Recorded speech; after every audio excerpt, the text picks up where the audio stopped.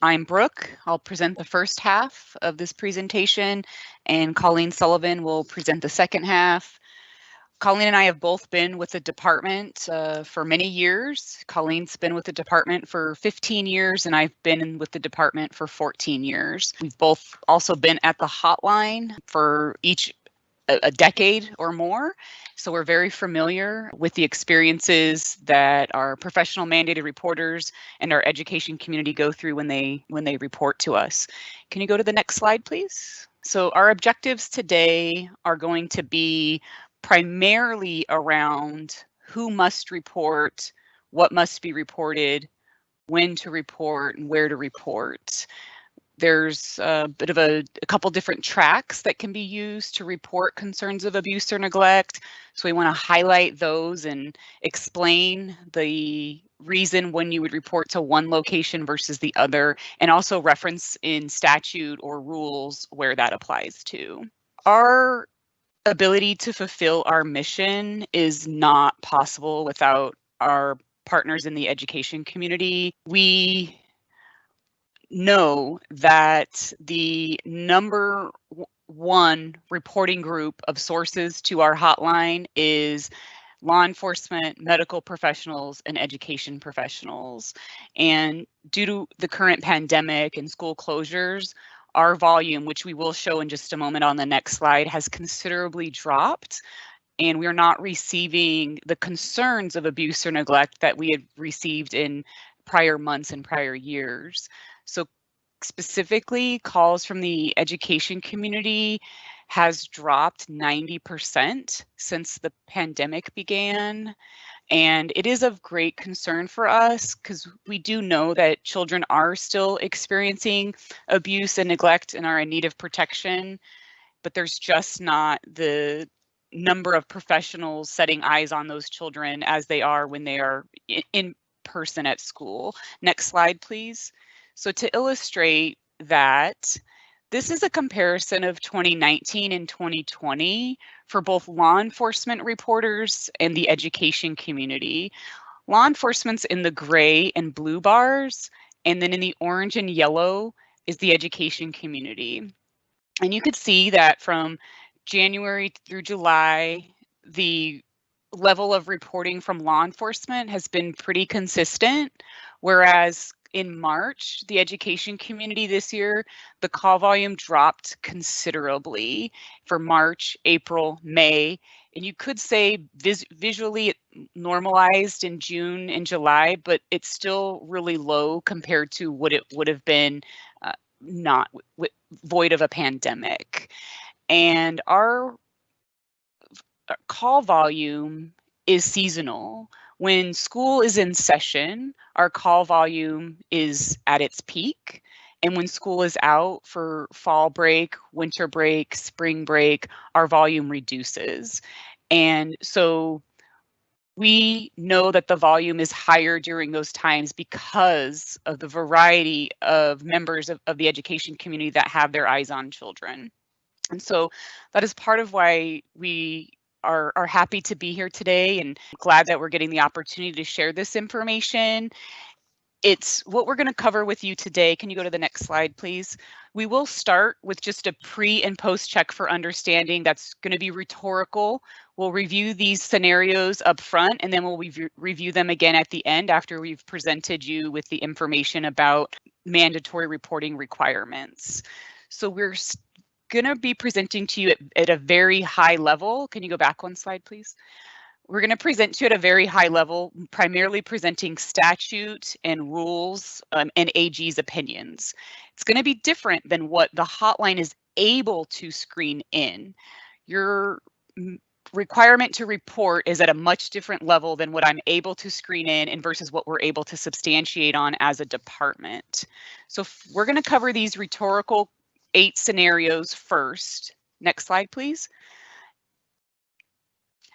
And here, the exercise here is, would you report your concern to DCS, law enforcement, or have a discussion with parents? Okay, so the first one, and again, this is rhetorical to start with, we're hoping to just generate some thoughts in your head, is a student reports that their peer was sexually abused by their coach, would that concern be reported to law enforcement, DCS, or have a discussion with the child's parent?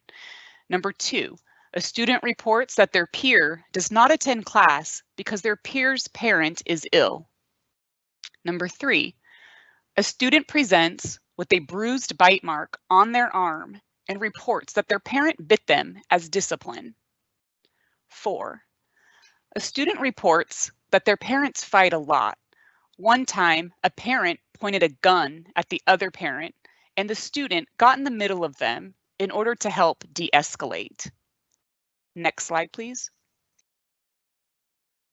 5, a student reports that their grandparent, who lives in the home and has Alzheimer's, always leaves their medication out when babysitting, and the student's 2-year-old sibling sometimes eats the medication. 6, a student presents with bruising around their entire left eye and reports that they were elbowed during the school's basketball game last night. 7, a student chronically reports to school unkempt, malodorous, and sleepy. 8, a student reports that another student got mad at them and stabbed them with a pencil. The student has a visible puncture injury from the tip of the pencil piercing their skin. So again, the idea here is just to get some scenarios going through your mind. And as we go through the presentation, our hope is that you will be able to recognize where each of those scenarios is best reported to. Next slide. For your reference, the next 2 slides will include where our content is coming from. We are getting it from ARS 133620. Title 13 is the criminal code. Specifically, 133620 covers mandated child abuse reporting. ARS 8455 covers centralized intake hotline for the hotline purpose and screening. Title 8 is in regards to child safety. And then we will also use 8201, which covers the definitions related to child safety, including references to the criminal code abuses and statutes. Next slide. There is an administrative code that we will reference in the presentation, as well as an Attorney General's opinion and a court precedence through LAR versus Ludwig. Okay, so the next slide is where we start off with who must report. ARS 133620 indicates that school personnel must report based on reasonable belief that child abuse or a reportable offense has occurred. So there's 2 things to highlight here: school personnel, which we will cover in a moment in the next slide, and then reasonable belief. Those are the 2 starting points with who must report. All school personnel that have a reasonable belief. Next slide, please. So certainly school personnel includes teachers and administrators, but there are a handful, more like 2 additional positions within schools that are also required to report, because school personnel means all school personnel. We have received calls from the bus drivers, from clerical staff, from social workers, counselors, from a variety of positions that exist within the schools and the districts. The statute also indicates that any other person who has responsibility for children must also report. So although the school resource officer, school volunteers, coaches, and field trip chaperones may not be direct employees of the district, they are still required, based on 133620, to report abuse or neglect when there is reasonable belief that it has occurred. So the next slide, what must be reported? We will go back to reasonable belief in just a moment. So what must be reported? So again, any person that reasonably believes that a minor is or has been the victim of, and then here's what must be reported: physical injury, abuse, child abuse, a reportable offense, or neglect that appears to have been inflicted on the minor by other than accidental means or is not explained by the available medical history. So we will cover physical injuries and abuse shortly. So the information about the abuse could be actively happening or had happened in the past. Next slide, please. So what is reasonable belief? So that legal standard is from the LAR versus Ludwig opinion. And it's reasonable belief means that if there are any facts from which one could reasonably conclude that a child has been abused, the person knowing those facts is required to report the facts to the authorities. That may be observable signs of abuse, injury, or neglect. That may form reasonable belief for you. Verbal or written disclosure from a child may form reasonable belief for you. Reliable information from a third party may form reasonable belief. We often hear from our reporting sources, well, I didn't observe this firsthand.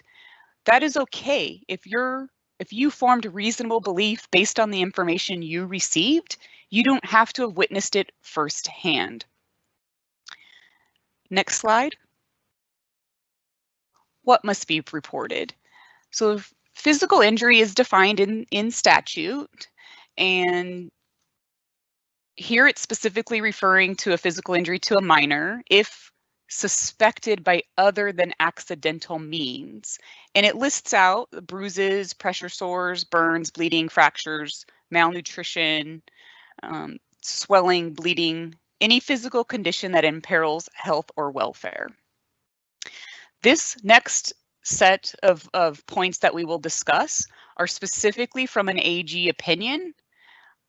I am not the author of this myself, and I do have some experience in how it is applied at the local level, but I'm reading you what that opinion is, and we've referenced it for you to be able to look that up and review it yourself if you need to. But one of the questions posed to the AG's office that requested an opinion was, what about playground horseplay or schoolyard fights? The Attorney General's opinion says that playground injuries that you reasonably believe are non-accidental must be reported. Attorney General says that even if the injury is caused by a student who lacks the cognitive ability to control or understand right from wrong, their conduct is still a mandatory reporting situation. In that opinion, they call it trigger. So they say that triggers a mandated report to be made. The opinion also goes on to state that the primary purpose of the reporting statute is not to punish the wrongdoer, but is rather to protect the child. The key distinction was whether or not that injury was caused accidentally or non-accidentally. If your reasonable belief is that that was a non-accidental injury, their recommendation and opinion is that you make the report.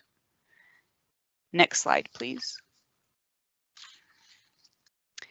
Included in what must be reported is abuse. So again, abuse can be physical, emotional, or sexual abuse. It can be inflicting physical injuries or allowing physical injuries to be inflicted, inflicting serious emotional damage, or allowing the infliction of serious emotional damage. Sexual abuse or sexual acts upon minors, or permitting a child to enter or remain in any home, structure, or vehicle where people are manufacturing dangerous drugs. Neglect, it includes the inability or unwillingness of a parent or guardian to provide the proper supervision that exposes the child to unreasonable risk of harm to the child's health or welfare. That could be lack of food, clothing, proper shelter, proper medical care, exposing children to other harms, sex acts, drugs, and violence. In this may be combined with other conditions. For example, mental illness, substance abuse. There can be other contributing factors that lead to the lack of food, or the lack of proper clothing or shelter. Next slide, please. Reportable offenses. This is specifically identified in the 1336-20 statute. And reportable offenses are a list of criminal offenses. Some of the items we discussed previously may not rise to the level of a felony crime against a child. Those may be coded as a misdemeanor if they are chargeable by law enforcement. However, most of the items listed in reportable offenses are more of the felony acts against children, and there is a difference when it comes to a professional, a mandated reporter. If they don't report one of the other abuses, that may be a misdemeanor for them not meeting their requirement, fulfilling their requirement to report. Whereas if they do not fulfill their requirement on a reportable offense, that may be charged at the felony level for that mandated reporter. So the list of criminal offenses, it includes, but this is not a complete list, of indecent exposure, public sexual indecency, sexual assault, child molestation, unlawful distribution of nude images, sexual conduct with a minor. It is specifically in statute that there's no required reporting if conduct involves only minors 14, 15, 16, or 17 years of age, and nothing indicates the conduct is anything other than consensual. However, I would not worry about the strict statutory elements of these listed crimes. When in doubt, make the report. Next slide, please. In-person versus virtual environments. Virtual environments do not change the reasonable belief that abuse or neglect has occurred. There's going to be new challenges that are experienced without seeing children in person, seeing just the snapshot of the child in the small window online. However, it doesn't change what must be reported or when you experience reasonable belief. So in addition to observations made in person, reasonable belief may exist if any of the following are observed in the child's home during a video conferencing. Each of us is going to have our own threshold for reasonable belief, so it's going to be somewhat individualized. However, physical violence occurring in the home may form reasonable belief for you. Weapons, medications, or drugs left within reach of the children may form reasonable belief for you. Child is left alone for long periods of time, or a child appears injured with conflicting explanation or malnourishment without a known medical reason. Other things that may contribute to your threshold for reasonable belief may be the vulnerability factors of a child, their age, their physical abilities, their cognitive abilities, their ability to be seen within the community. So there may be variables that you use to form that puzzle that you put together in order to determine whether or not reasonable belief exists. At this point, I'm going to transfer the presentation over to Colleen Sullivan. So I'm going to mute myself here. Thank you, Brooke. I'm going to start off with the next slide that talks a little bit about what is not within the authority for DCS to investigate. Arizona Administrative Rule 21-3-202 says that these items or these allegations alone do not rise to the level of a DCS report. And so educational neglect alone doesn't rise to the level of a report. Delinquency for children age 8 and above, absent parents who make arrangements for others to care for their child, a child receiving medical treatment from Christian Science practitioner or other religious or spiritual healer does not rise to the level of a report. And the same thing for minor hygiene concerns and custody visitation disputes. So although these items alone don't rise to the level of a report, there might be things that are reported to the hotline during the course of an allegation that does rise to the level of a report. Moving on to the next slide.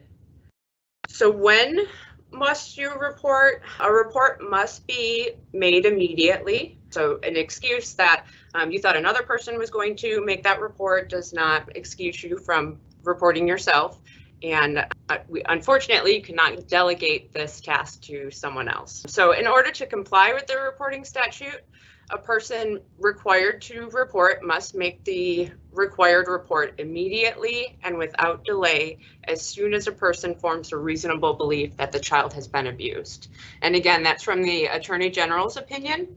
The next slide also goes into that the report shall be made immediately to law enforcement, the Department of Child Safety, or tribal law enforcement or social service agency, except if the report concerns a person who does not have the care, custody, or control of the minor. And we'll speak to this in a little bit, but those types of reports are made to law enforcement. So if it's not a parent, guardian, or custodian of that child, the concern can be reported to law enforcement. The next slide talks a little bit about where to report your concerns. So local law enforcement is always available to take those immediate concerns, the non-immediate concerns. Here at the Department of Child Safety, when the suspect assumes the care, custody, and control of that minor, we want the information reported to the department. And tribal law enforcement or tribal social services when the child is a Native American or resides on tribal land. Reporting to a school district or a district's point of contact based on the local operating procedures of that school, it does not fill the statutory requirement to report. And then the mere belief that someone else has reported without verification of that occurring is insufficient to meet that mandate as well. And in the next slide, how to report or where to report your information. The hotline, you can always call us. We are here 24 hours a day, 7 days a week, 365 days a year. Our phone number is 888-SOS-CHILD. And then we also have an online reporting system that is available for professional mandated reporters. We ask that it is a non-emergency situation that's entered into that system. And it is available Monday through Friday from 8 a.m. to 7 p.m. The link is right there on the page, but there also is on our main, if you just Google DCS, our main website also has a link to report the child abuse. So the primary functions of the hotline are to assess concerns to determine if the information that's being reported meets criteria for investigation. We also determine how quickly an investigator responds out to a home and document all of the concerns that come to the hotline regardless of whether it's taken as a report or not. And if the information does not rise to the level of a report and action that we can take here within DCS, we will cross-report the information to the appropriate agency. And we also share the information with other jurisdictions and tribal protection agencies. What happens when you call the hotline? You should expect that one of our hotline specialists will use some standardized questions to help them understand who, what, where, when, and why in regards to the concern that you're calling about. They will ask for your information in the event that a call is disconnected. They want to be sure that they can reach you back so that possibly you don't have to hold anymore. They'll provide the outcome of that call, so whether or not we have taken it as a report or we'll just be documenting it here at the hotline. And they will let you know if it meets report criteria, and they should also provide you with a phone number for someone that should be in contact with, or that you can get in contact with if a report is taken. Again, the source may be called if there's some additional follow-up questions that need to be asked by that investigator. And if report criteria is not met, the information is still documented here at the hotline. It could be cross-reported to another agency. It also is reviewed by one of our quality assurance specialists to make sure that we made the right decision initially. And then if a family has an open case, that information will be sent to that case manager for review as well. In regards to your confidentiality when calling the hotline, DCS operates under confidentiality law, ARS 8-807. And this prohibits the release of the reporting source's name except under very specific provisions. So that would be if a court ordered its release, if law enforcement needed it for an investigation, or if it was necessary to provide for the immediate safety of a child. DCS records are confidential and they cannot be released at any point by the hotline. We do document and we ask if you have any fear of substantial harm if your name was released to any of those entities or for any of those reasons, and we will document that on our report. Arizona Administrative Code states that the department shall accept anonymous communication if the source refuses to provide identifying information and contact information. So the information can be reported anonymously if you do not want to provide that. Frequently we'll get asked, I've made multiple reports to the hotline, but it never results in an investigation.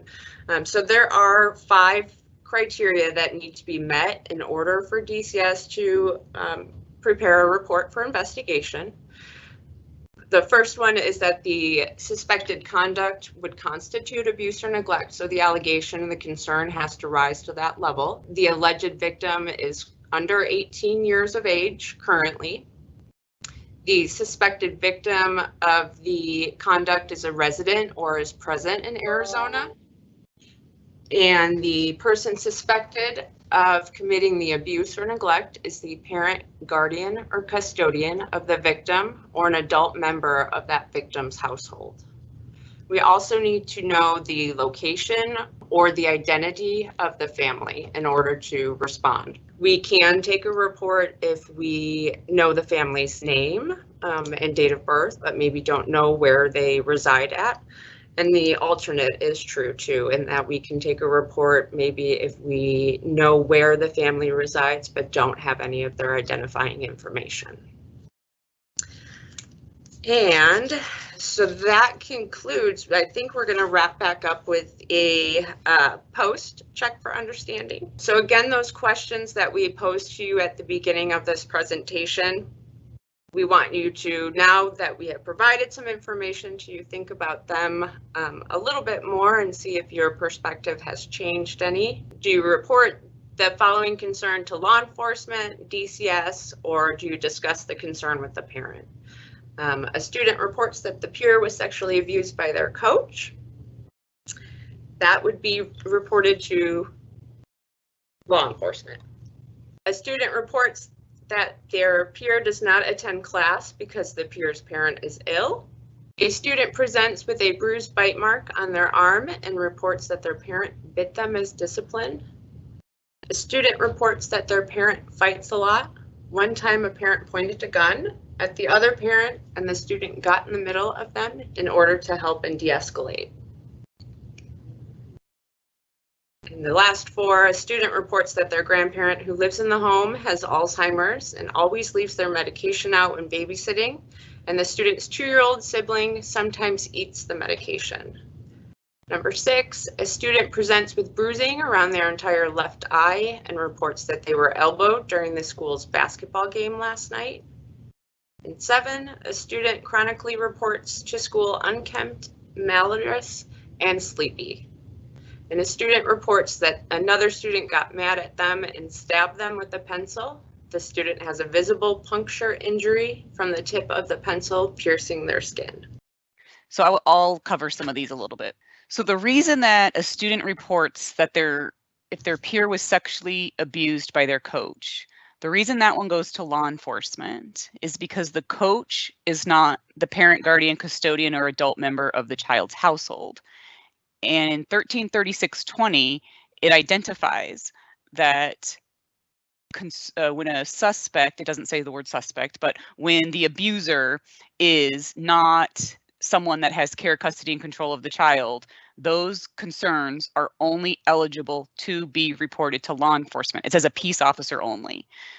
So in order for action to be taken, the appropriate investigative branch, when a student reports that someone basically outside of their household is abusing them, someone that's not their parent, not their guardian, not their custodian, and does not live in their home, that is a report to law enforcement. So that may be a neighbor, it could be a coach, it could be someone else's parent, another person. That would go to law enforcement. A student that reports that their peer does not attend class because their peer's parent is ill, that is more likely a call to the family to find out if there are resources or support or how that family could better be supported. Again, in the presentation, your bar is just reasonable belief. So truly, if your reasonable belief that a child's not attending class because the parent is ill is formed because of that reason, then it's appropriate for you to make the report, okay? But in our experience, a child not attending class because a parent is ill does not rise to that level of abuse or neglect of a child that we're looking for in statute. However, your position is not to determine whether or not abuse, yours is just to determine whether or not you have reasonable belief that it has occurred.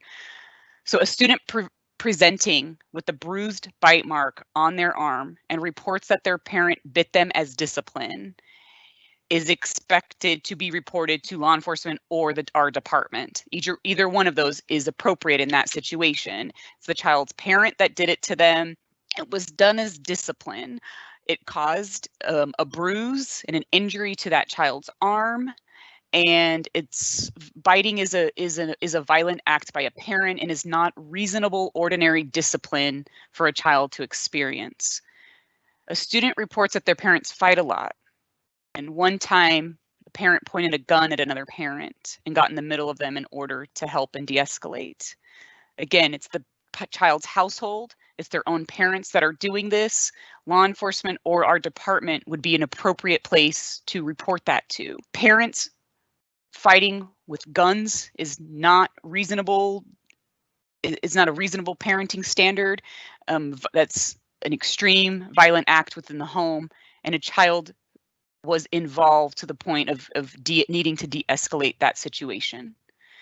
The fifth one on the next slide, again, it's the child's household. The grandmother is an adult member of that child's household.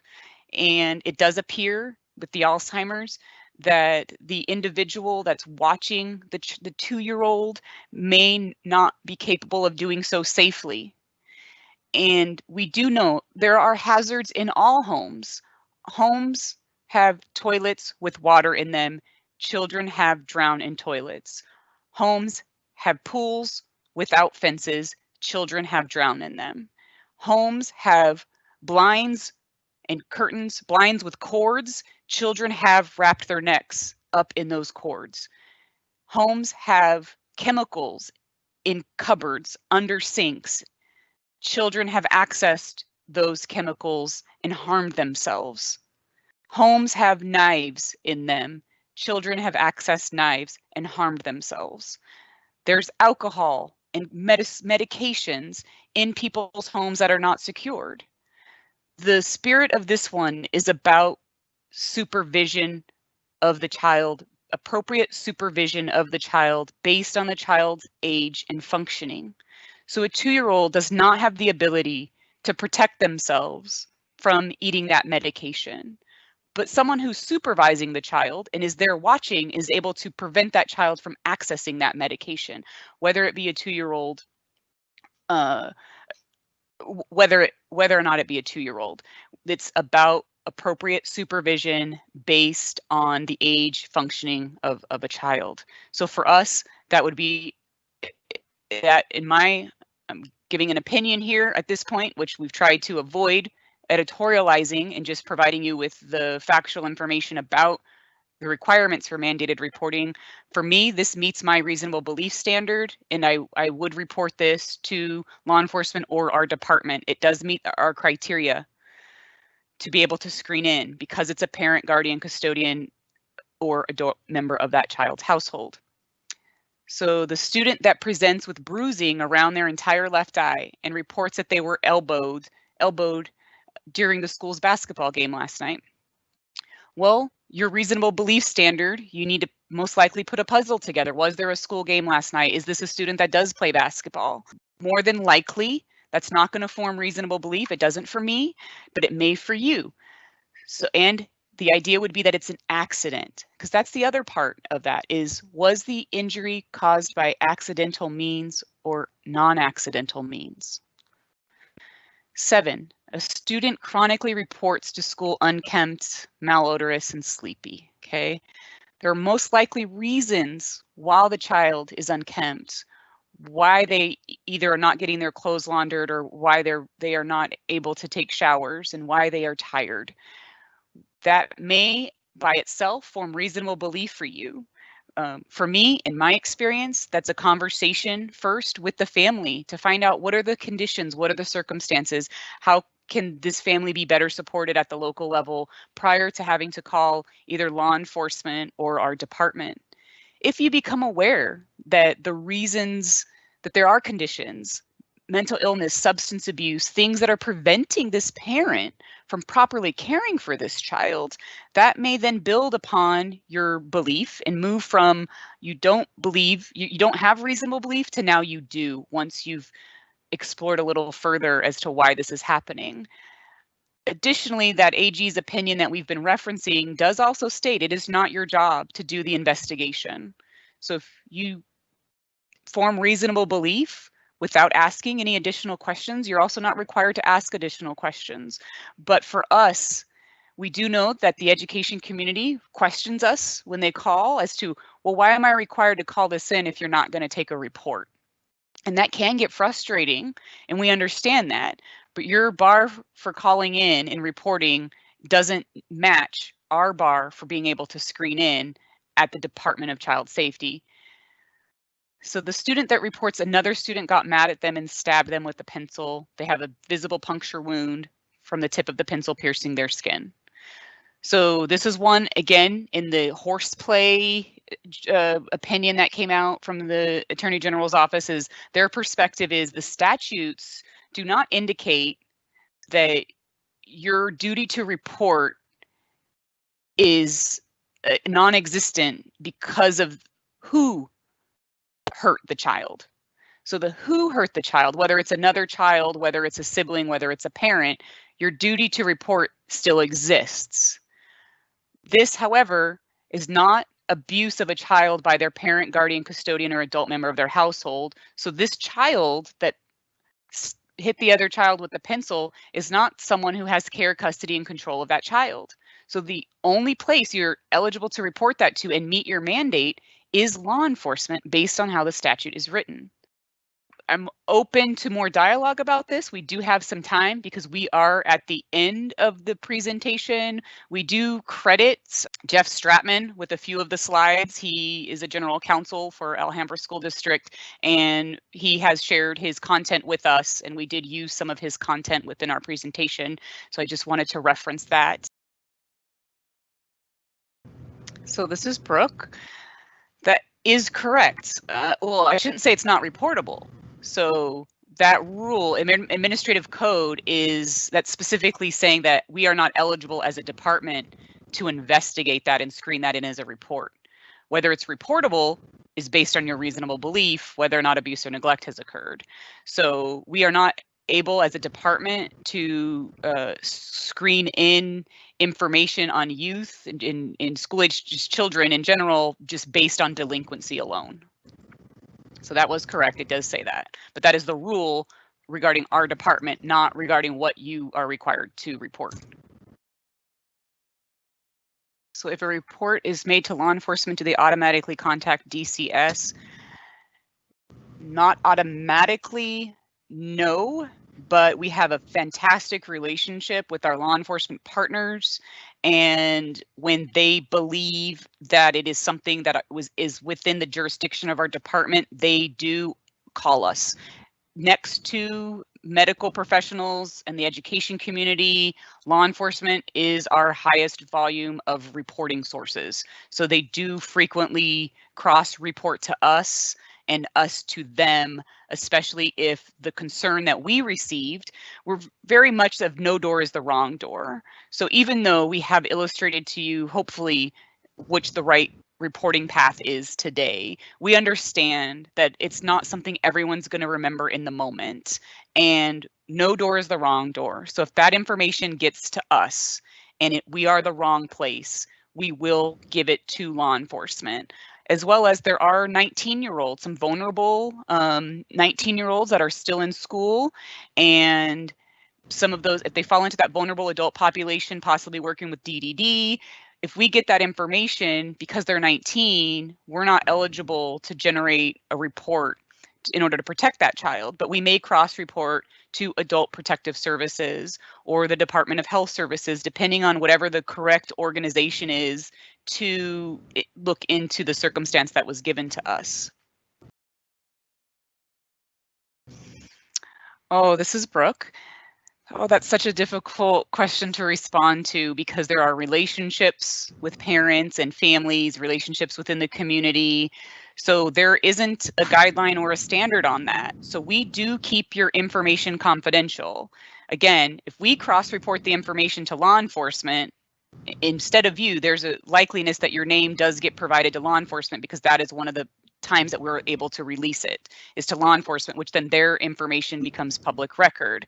However, when it comes to relationships with parents, we get this also from our counselors and our social workers and our psychologists as to whether or not to inform a family. And that is an individual decision. We don't have a standard on that. Again, we are not eligible to provide your information to the families that you call in about. It is not uncommon for them to figure it out, or at least figure out that it came from school, or it came from church, or it came from the neighbor or the community. There are sometimes limited witnesses to a situation, and there's only a few people that may be aware of that something occurred. But when it comes to letting a family member know, that is an individual decision. So not unlike our education partners, we are experiencing this new as well. And so our standard is that it hasn't changed what's required to be reported or what meets the threshold of abuse or neglect. And so we gave just the limited examples of seeing the violence. It is hard for us to know what your reasonable belief standard is or what you're actually seeing during the day and during those sessions with your students. And so violent acts definitely came to mind. There was a recent experience with that with some educators that did witness some violent acts occurring during one of the meetings. That's an easier one to identify, but when it comes to like the child specific about isolation, about how they're looking and appearing, those are really hard things for us to know what your reasonable belief standard is.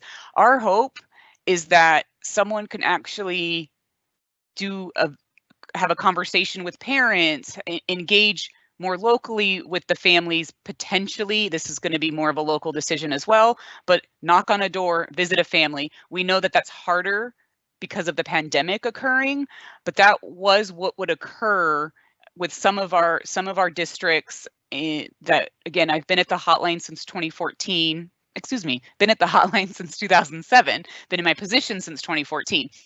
And when I would handle calls, I would recognize that some of our administrators or social workers would actually go to a home and engage with the family person to person in order to just sort of discover what's happening in order to help form their opinion about whether or not abuse or neglect has occurred.